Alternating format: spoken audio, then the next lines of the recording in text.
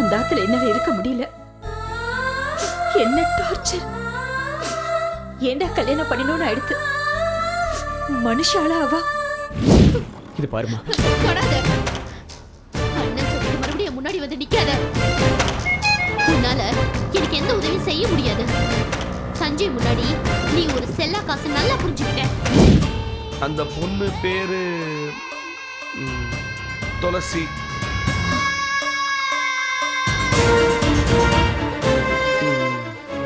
யாரு? துளசியா? ஆமா மேடம். ஏதோ நகை, தங்க சிலை அதெல்லாம் அடமானம் வச்சுதான் அந்த பொண்ணு அன்னைக்கு பத்திரத்தை மீட்டுச்சு. கௌசல்யாவுக்கும் உனக்கும் நடக்க இருந்த கல்யாணம் நின்னு போச்சு. நீ இன்னும் அவளையும் ஏன் நினைச்சுட்டு இருக்க?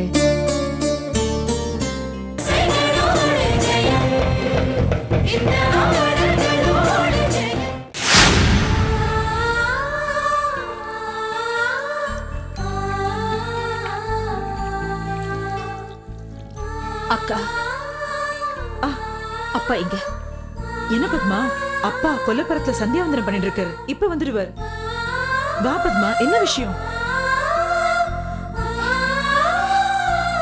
அந்த ஆத்துல என்னால இருக்க முடியல. என்ன டார்ச்சர்! ஏண்டா கல்யாணம் பண்ணினோன்னு அடுத்து மனுஷாளா அவ. என்ன பத்மா, என்ன ஆச்சு?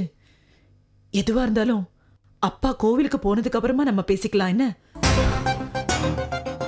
ஏய், என்னாச்சு? அப்பா முன்ன மாதிரி இல்ல பத்மா. அன்னைக்கு ரோட்ல மயக்கம் போட்டு விழுந்து ஹாஸ்பிட்டல் அட்மிட் பண்ணோம் இல்லையா? அதுக்கப்புறமே டாக்டர்ஸ் அட்வைஸ் பண்ணிருக்கா, அவர் மனசை பாதிக்கக்கூடிய எந்த ஒரு விஷயத்தையும் அவர்கிட்டயோ இல்ல அவர் முன்னாடியோ பேசவே கூடாதுன்னு சொல்லியிருக்காரு தெரியுமா? எதுவா இருந்தாலும் அவர் முன்னாடி நாங்க எப்பயுமே டிஸ்கஸ் பண்றது இல்ல தெரியுமா? அப்போ இந்த விஷயத்த என்கிட்ட ஏன் சொல்லல? இல்ல பத்மா, ஏற்கனவே நீ அந்த வீட்டுல ரொம்ப இடிபட்டு இருக்க. அதுவும் இல்லாம அப்பாக்கு உன் மேல ஒரு தனி பிரியம். உன்னோட மனசு கஷ்டப்பட்டா அவரால் தாங்கிக்க முடியாது. அதனால அவர் கோவிலுக்கு போனதுக்கு அப்புறமா பேசிக்கலான்னு.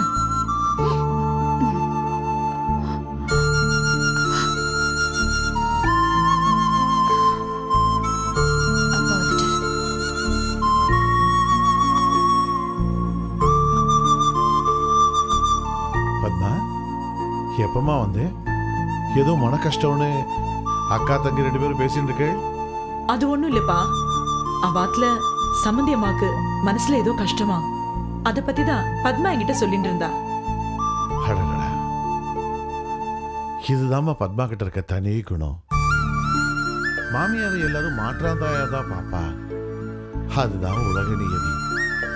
ஆனா இவ சொந்த தாயா நினைச்சு அவன் மனசு கஷ்டப்படுறான்னு அத உன்னண்ட சொல்லி மனசு கஷ்டப்பட்டு இருக்கா பாரு. இப்படி ஒரு மனசு யாருக்குமா வரும்? ஆமாப்பா, மனசு கஷ்டப்படுறவளுக்கு என்ன பரிகாரம் இருக்கு? 10 நாள் விடாம ஆதித்ய ஹிருதய ஸ்லோகம் படிக்க சொல்லு. மனசுக்கு கஷ்டம் இருந்தா சூரியனை கண்ட பனி போல இலகி போயிடும்.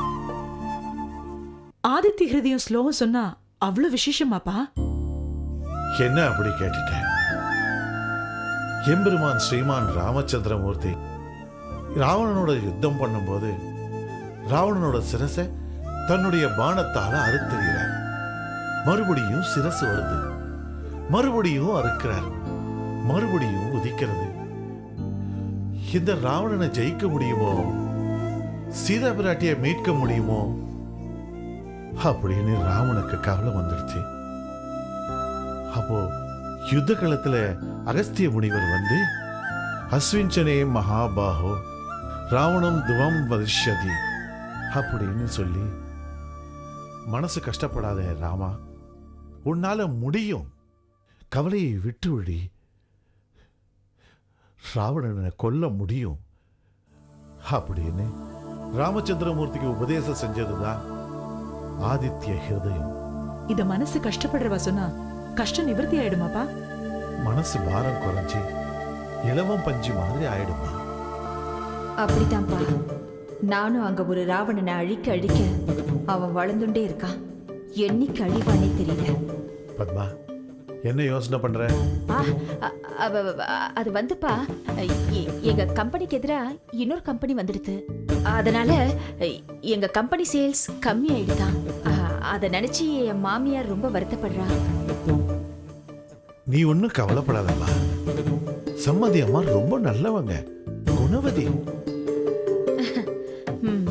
நம்ம குடும்பத்து மேல அவளுக்கு அலாதியான அன்பு. கரெக்டா சொன்னேப்பா, ரொம்ப அன்பு. அப்பப்ப ஒழிஞ்சு போடும். அப்படி ஒரு அன்புன்னு சொல்ல வந்த. அவளுக்கு ஒண்ணுன்னா அது நமக்கு வந்த மாதிரிமா. நான் கோயிலுக்கு போயிருக்கேன். அங்க போய் உங்க ஆத்துக்காக பெருமாள் கிட்ட ஆதித்ய ஹிருதய ஸ்லோகம் 10 தடவை சொல்ல போறேம்மா. நான் வரட்டுமாம்மா? நீ உங்க அக்கா கிட்ட பேசிட்டு இருந்து ஒரு வா சாப்பிட்டு போம்மா. அம்மாடி, முடிஞ்சா ஒரு தடவை கோயிலுக்கு வந்துட்டு போம்மா. அப்படியே தரிசனம் பண்ணிட்டு போலாம். அவ கவலையெல்லாம் தீர்த்து வைப்பான். வரட்டுமாம்மா? சரிங்கப்பா. அக்கா, நான் ஏன் சொக கதையை சொல்ல வந்தேன்? அப்பா வேற ஒரு கதையை சொல்லிட்டு போறார். சரி, அதை விடு. நீ ஏதோ முக்கியமான விஷயம் சொல்ல வந்தியே, உங்க ஆத்துல என்னாச்சு அதை சொல்லு முதல்ல. அக்கா, அது வந்து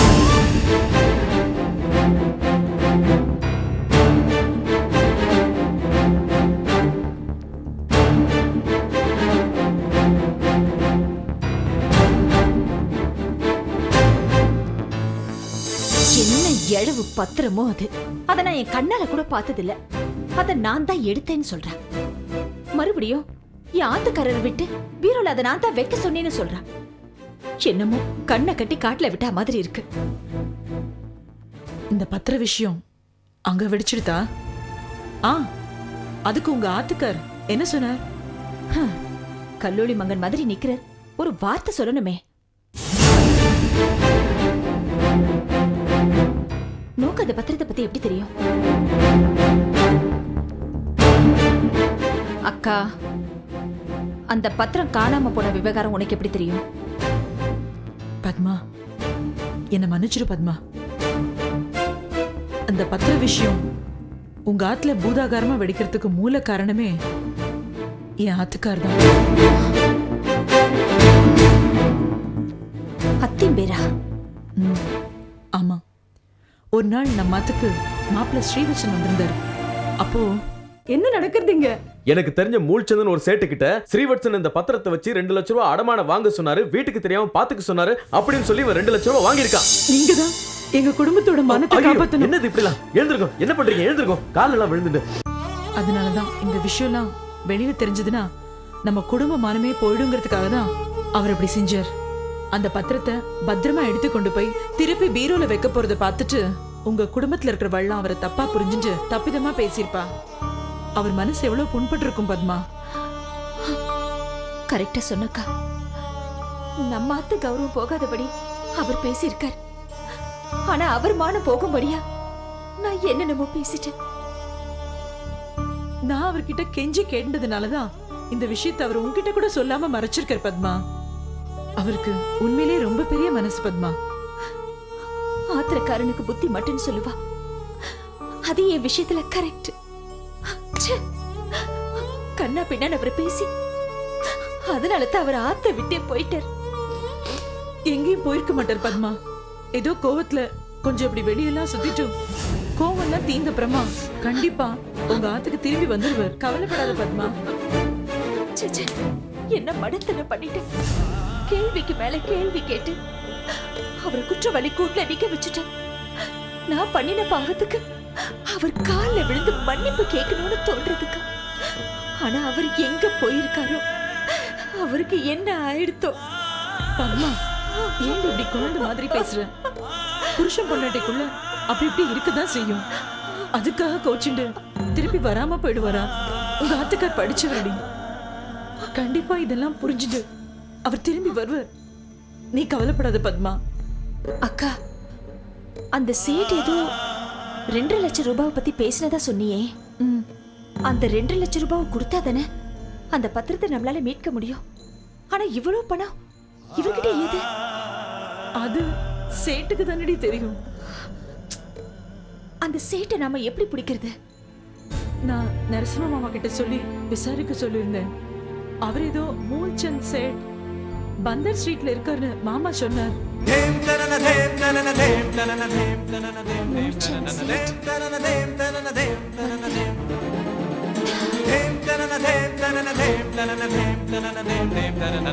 மூல்சந்த் சேட்ஜி, பந்தர் ஸ்ட்ரீட்.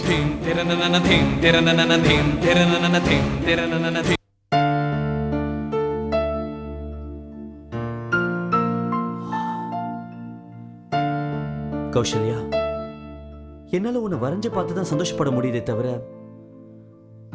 வாழ்ந்து சந்தோஷப்பட நேக்கு கொடுத்து வைக்கலையே.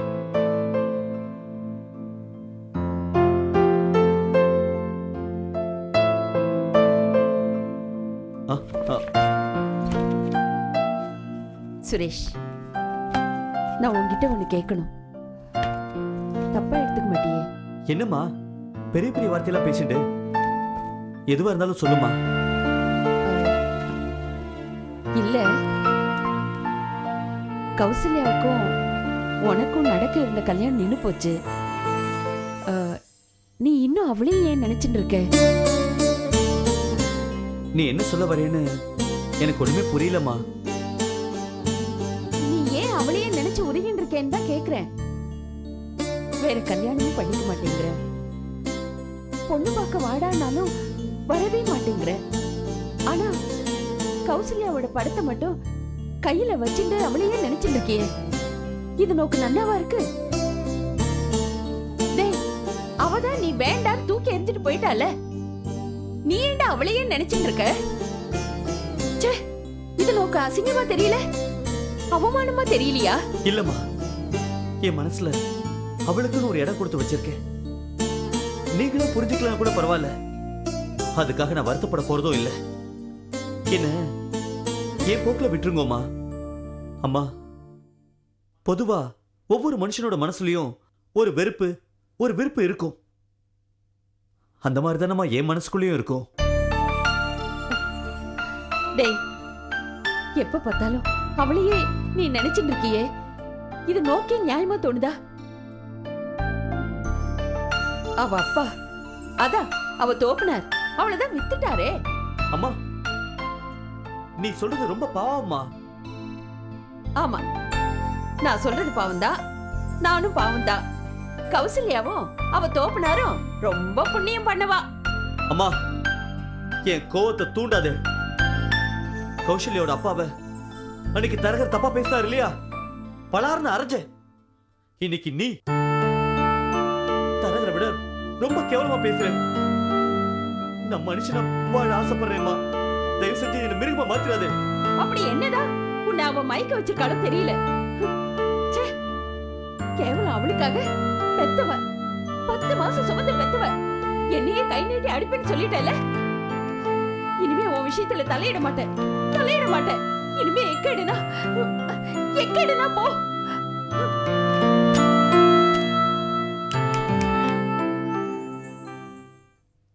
ஏண்டா சுரேஷா, உங்க அம்மா ஏன்டா சத்தம் போட்டு போற? நான் சதா கௌசல்யாவே நினைச்சுட்டு இருக்கேனா? அதான் அம்மா கோவப்பட்டு போறா. ஏண்டா இதுல என்னடா தப்பு இருக்கு? அவ கேட்கறதுல என்னடா தப்பு இருக்கு? நீ ஏண்டா சதா அந்த கௌசல்யாவே நினைச்சிட்டு இருக்க? இது உனக்கே நல்லா இருக்கா? அப்பா, தயவு பண்ணி என்ன புரிஞ்சுக்கோங்க. அம்மா மாதிரி நீங்களும் பேசாதே.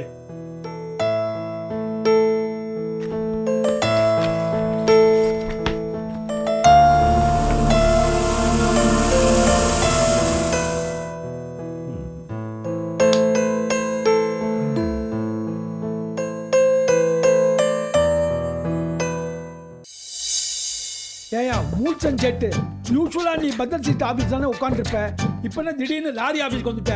அரே பாய், இதெல்லாம் பிசினஸ் தான் இருக்குது. சேட் அங்க இருப்பான், திடீர்னு இங்க இருப்பான் சேட்டு. இதான் மூல்சன் செட்டு. நமஸ்தே. வணக்கம். மூல்சன் யார் தெரியுமா? Srivatsan wife. Array Srivatsan wife, கல்யாணம் தப்பா பார்த்தது ரொம்ப வருஷம் ஆயிடுச்சு, அதான் சேட்டு மறந்துட்டான். சொல்லுங்க மேடம், நான் என்ன பண்றேன் உங்களுக்கு? கொஞ்ச நாளைக்கு முன்னாடி கோதண்டன்ற ஒருத்தர் ஸ்ரீபெரும்புதூர் நிலத்தை அடமான வச்சு உங்ககிட்ட 2 லட்சம் ரூபாய் பணம் வாங்கிட்டு போயிருக்கார். ஆமா கோதண்டம் ஸ்ரீவத்சன் சகலே சொன்னா. அரே மேடம், ஸ்ரீவத்சன் சகலேன்னு நிம்பிள் சிஸ்டரோட ஹஸ்பண்ட் ஆயிடுச்சு அவனே. அந்த பத்திரம் தான் ஒரு லேடி வட்டியோட காசு கொடுத்து ரங்கநாயகி அம்மா வீட்டில் பத்திரத்தை சேர்த்து சொல்லிடுச்சு. சேர்த்துட்டான். யாரு? ஒரு பொண்ணா? யார் அந்த பொண்ணு? அதை சேட் சொல்ல மாட்டான். சேட் பாலாஜி வேலை சத்தியம் பண்ணி கொடுத்துருக்கான். நேர்மை வேணும் இல்ல? ஆமா, பெரிய பொல்லாத சத்தியம். வட்டிக்கு மேல வட்டி வாங்கி துட்டு சேர்க்கிற. அப்பெல்லாம் சத்தியம் இல்லையோ? பெரிய சத்தியம் நேர்மையில பேசிக்கிட்டு பொண்ணு பேரை சொல்றானா பாத்தியா இவன்? சொல்றா. நோ அது பாவம். பகவான் பாலாஜி மேல சத்தியம் பண்ணி கொடுத்துருக்கான். அந்த பொண்ணு பேரை நான் யாருக்கிட்டையும் சொல்ல மாட்டேன்னு சேட் சொல்லியிருக்கான். மூல்சந்த், விவரம் தெரியாம பேசாதீங்க. எங்க ஆத்துக்கு அடிக்கடி வர ஒரு பொண்ணு அந்த பத்திரத்தை திருடி கோதம்ன கையில கொடுத்து அதை அடமானம் வைக்க சொல்லியிருக்கா. அவரும் அந்த பத்திரத்தை உங்ககிட்ட வந்து அடமானம் வச்சு 2 லட்சம் ரூபாய் பணம் வாங்கியிருக்க. வந்த பணத்தை இவா 2 பேரும் ஆஃபா ஷேர் பண்ணியிருக்கா. அந்த பொண்ணு யாரும் தெரியுமா நோக்கு? மாமா ப்ளீஸ், என்ன சித்த சும்மா இருக்கீங்க? அவர்கிட்ட போட்டு வாங்க. நாங்க போலீஸ் கமிஷனர் கிட்ட வேற போலாம்னு நினைச்சிட்டு இருந்தோம்.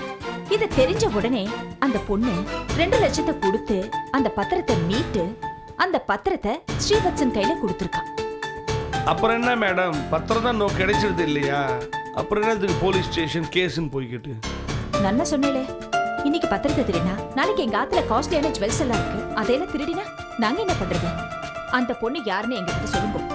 மேடம், அந்த பொண்ணை பார்த்தா திருடி மாதிரி எனக்கு தெரியல. நல்ல குடும்பத்து பொண்ணு மாதிரி தான் அந்த பார்க்கறதுக்கு. சும்மா இரியா, மெட்ராஸ்ல பாதி பேர் டீசெண்டா தான் இருக்கா. அன்னைக்கு ஒரு பொண்ணு பஸ்ல என்னோட நின்று டிராவல் பண்ணா. Decent girl. இடுப்புல தொட்டா மாதிரி இருந்தது. சரின்னு விட்டுட்டேன். இறங்கி பார்த்தா என் இடுப்புல இந்த 30 ரூபாய் காணோம். திருடிட்டா. சரி மாமா, சும்மா இருங்கோ. நடந்தே வந்தேன். மூல்சந்த், நாங்க உஷாரா இருக்கணுமா இல்லையோ? அதுக்காகத்தான் உங்ககிட்ட அந்த பொண்ணு யாருன்னு கேக்குறேன். அது வந்து ஓகே, எங்க கிட்ட சொல்ல வேண்டாம்னா வேண்டாம், போலீஸ் கமிஷனர் கிட்ட சொல்லுங்க. சொல்றியா? ரங்கநாயகி அம்மா கிட்ட நிறைய மணி டிரான்சாக்ஷன்ஸ் நடக்குது இல்லையா? அது எல்லாத்தையும் சப்ஜாட நிறுத்திடுவேன். ஓகேயா? அப்படி எல்லாம் செஞ்சிடாதீங்க மேடம். படத்துல இருக்கிற தெய்வத்தோட செய்யற தொழில் தான் தெய்வம் சேட்டு நம்புறான். இந்த தொழிலுக்கே ப்ராப்ளம் வருதுன்னா அப்படின்னா சேட் அப்புறம் அந்த பொண்ணு பேரை சொல்றான். அந்த பொண்ணு பேரு துளசி.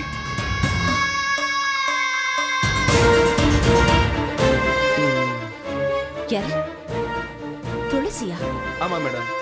ஏதோ நகை, தங்க சிலை அதெல்லாம் அடமானம் வச்சுதான் அந்த பொண்ணு அன்னைக்கு பத்திரத்தை மீட்டுச்சு. 2 நிமிஷம் சேட்டு வர்றான். அபே தியான் சே காம் கரோ பே. ஓஹோ, துளசியா?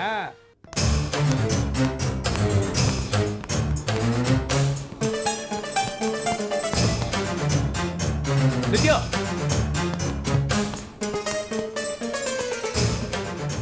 எங்க போற? நில்லு. வீட்டுக்கு போன எல்லா பொருளும் உடைஞ்சு கிடக்க. பக்கத்து வீட்டுல எங்கன்னு கேட்டேன். நீ இப்பதான் வெளியே கிளம்பி போறேன்னு சொன்னாங்க. என்னாச்சு உனக்கு? போயிடு. நீ இங்க வராத, போயிடு. நித்யா, ஏன் இப்படி கத்துற? உனக்கு என்ன பைத்தியமா பிடிச்சிருக்கு? இது ரோடு, உள்ள போய் பேசலாம் வா. இங்க பார், இங்க சுத்தி இருக்கவங்க பத்திலாம் எனக்கு கவலை கிடையாது. நான் பயப்படணுன்ற அவசியமும் கிடையாது. நான் இந்த ஊரை விட்டு போறேன். இந்த வீடு, இந்த ஆபீஸ் எல்லாத்தையும் நீயே கட்டிட்டு அழு. நித்யா, ஏன் இப்படி பேசுற? ஒரு நாள் கூட நீ கோவப்பட்டதே கிடையாது. என்னாச்சு உனக்கு? இன்னைக்கு நான் ரெஸ்டாரண்ட் போயிருந்தேன். அங்க சஞ்சய் கௌசல்யோட வந்திருந்தான். வந்தவன் சாப்பிட்டு போக வேண்டியது தானே. அது கண்டுக்காம போன என்னை கூப்பிட்டு வரவழைச்சு கௌசல்யா முன்னாடி இவ எனக்கு தங்கச்சி மாதிரி, இவதான் உனக்கு நாத்தனார் முடிச்சு போட போறான்னு அறிமுகப்படுத்துறான். இங்க பாரு, என்னைக்காவது உன்கிட்ட நான் சஞ்சய் விரும்புறேன், கல்யாணம் பண்ணி வேணும் கேட்டிருக்கனா? சும்மா இருந்த என்ன, நீதான் சஞ்சயை கல்யாணம் பண்ணி வைக்கிறேன்னு என் மனசுல ஆசையை விதைச்ச. இப்ப அந்த விதை ஆலமரமா என் மனசுல வளர்ந்துருச்சு. ஆனா அந்த சஞ்சய் என்ன தங்கச்சி ஆக்கிட்டான். என்ன அவனுக்கு பிடிக்கலன்னு சொல்லியிருந்தா கூட நான் கவலைப்பட்டிருக்க மாட்டேன். ஆனா அவன் என்ன தங்கச்சின்னு சொன்னது என் வயிற்றுல கத்திய சொருகுன மாதிரி வலிக்குதுன்னு என்னால தாங்க முடியல. இது பாருமா. தொடாத. அண்ணன் சொல்லிட்டு மறுபடியும் முன்னாடி வந்து நிக்காத. உன்னால எனக்கு எந்த உதவியும் செய்ய முடியாது. சஞ்சய் முன்னாடி நீ ஒரு செல்லா காசு நல்லா புரிஞ்சுக்கிட்ட. அப்படிலாம் சொல்லாதம்மா. பேசாத. இனிமே நீயாச்சு அந்த சஞ்சய் ஆச்சு. புரிஞ்சுதா? வித்யா, வித்யா, நான் சொல்றத கேளு. போவாத.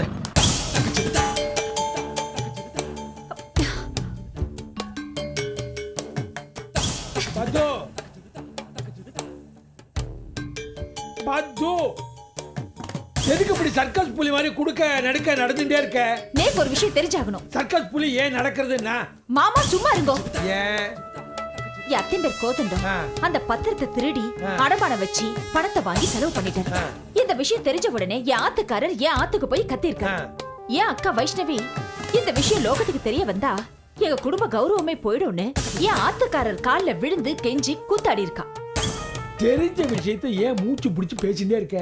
மாமா, ஆ, நான் இன்னும் மெயின் பாயிண்ட்டுக்கே வரவே இல்லை. என்ன?